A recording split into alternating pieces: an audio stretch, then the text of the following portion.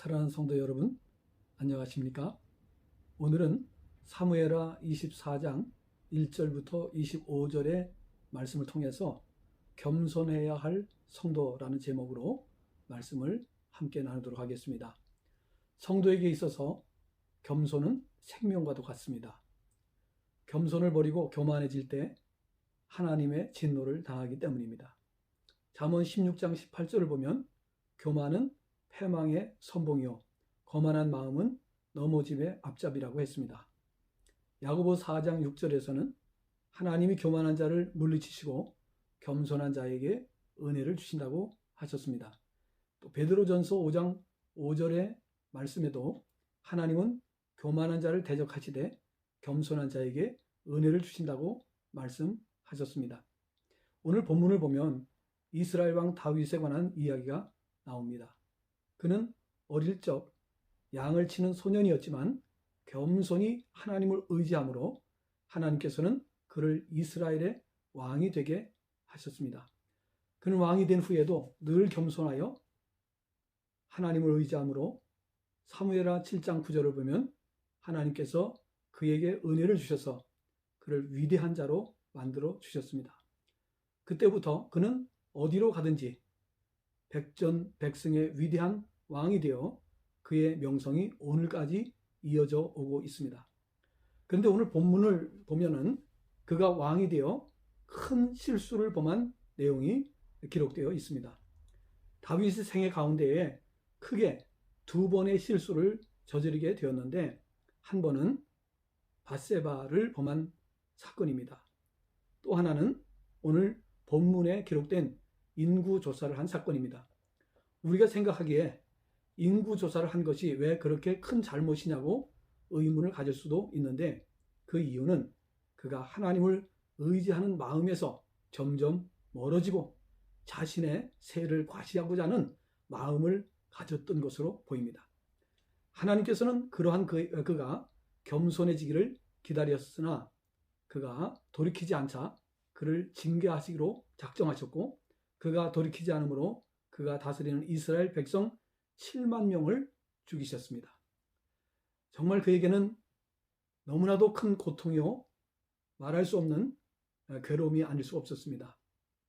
따라서 오늘 우리도 하나님 앞에서 겸손할 때에 하나님께서 우리를 귀하게 사용해 주시고 우리를 위대하게 만들어 주신다는 사실과 함께 반대로 교만해지면 우리가 하나님의 은혜를 잃게 된다는 사실을 본문은 우리에게 교훈해 주고 있습니다. 따라서 오늘은 우리가 세 가지를 교훈받도록 하겠습니다. 첫째, 겸손을 버리고 교만할 때 하나님의 진노를 당하게 된다는 것이 오늘 본문 말씀의 교훈입니다.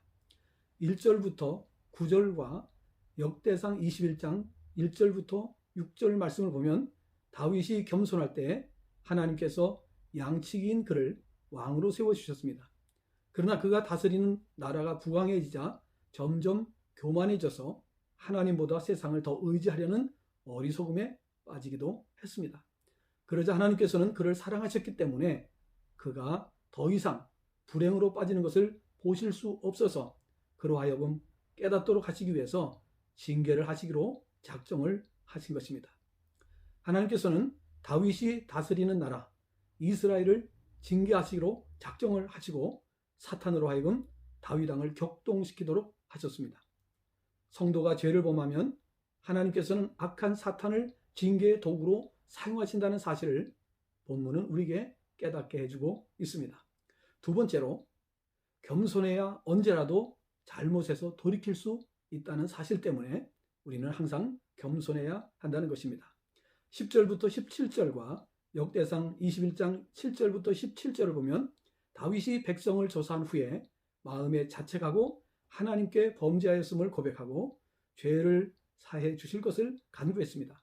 그러자 하나님께서는 선지자 갓에게 가서 다윗에게 말하기를 여호와께서 이와 같이 말씀하시기를 내가 네게 세 가지를 보이노니 너를 위하여 너는 그 중에서 하나를 택하라.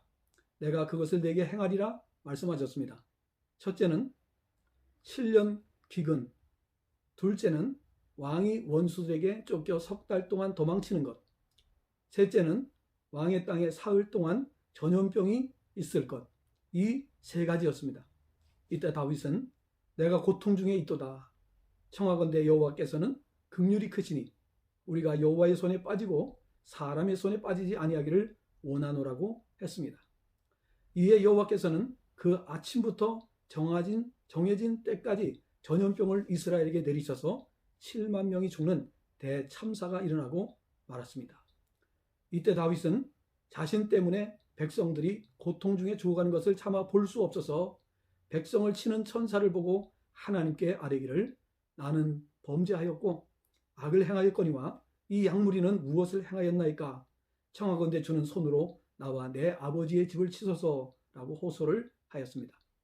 이 사실이 우리에게 주는 교훈은 사람이 하나님 앞에 죄를 범하면 언젠가는 하나님의 진노가 임하게 되므로 성도는 하나님의 진노가 임하기 전에 잘못을 뉘우치고 돌아서야 한다는 것을 깨닫게 해주고 있습니다. 다윗의 잘못은 무엇입니까? 물론 교만한 것도 잘못이지만 하나님께서 기다리시는 임계점을 넘어섰다는 것입니다. 하나님께서는 우리가 잘못을 한다고 해서 바로 진노하시지 않으십니다.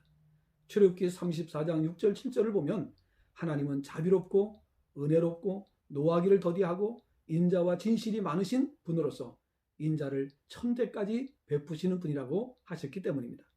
그러나 하나님의 이 같은 은혜에도 불구하고 하나님을 거역하고 불신앙으로 행할 때 하나님께서는 본문에서와 같이 진노하신다는 점을 알아야 합니다.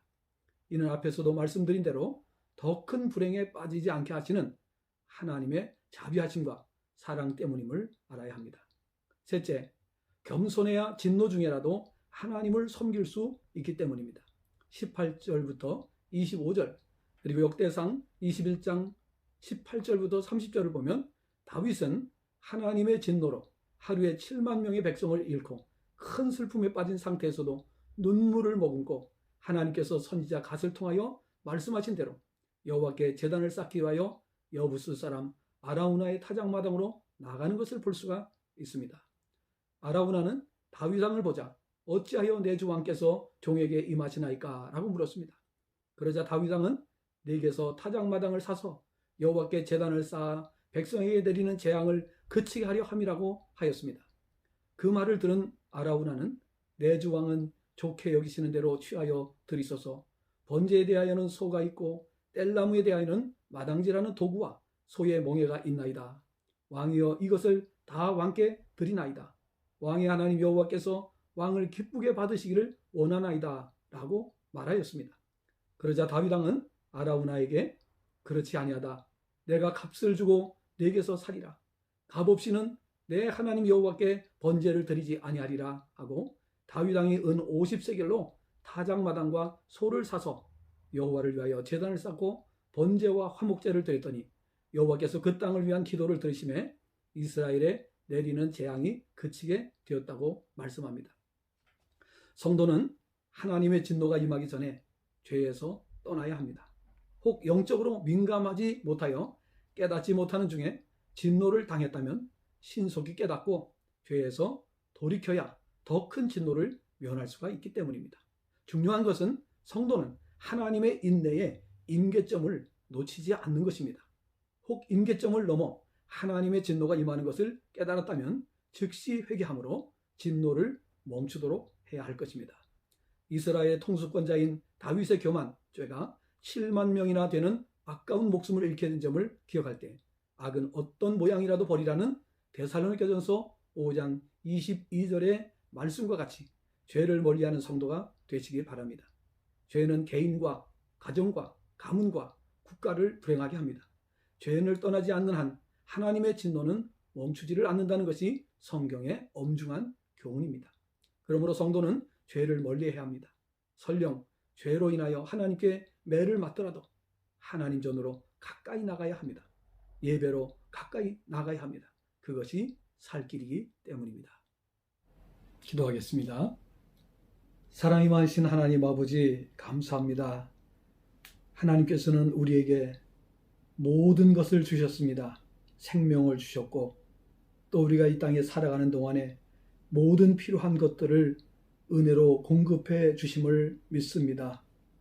오늘 우리가 이 땅에 사는 동안에 하나님께서 목적하신 대로 하나님의 영광을 위하여 하나님을 찬양하면서 감사하면서 영광 돌리면서 우리 남은 생애를 살아야 함에도 불구하고 때로는 우리 마음에 사탄의 미혹으로 인하여 교만한 마음 가질 때가 있습니다. 그로 인하여 우리가 실수하고 또 죄를 범함으로 말미암아 하나님의 진노 가운데 놓일 때가 있습니다. 오늘 본문의 말씀의 교훈을 저희들이 잘 깨닫고 남은 생에 늘 겸손하기만 하면 하나님께서 생명과 의식주에 관한 모든 것과 우리의 필요한 모든 것을 주신다는 것을 깨닫고 날마다 하나님을 의지하며 승리하는 믿음의 삶을 살게 도와주시옵소서. 감사드리며 예수님의 이름으로 기도 올려옵나이다. 아멘.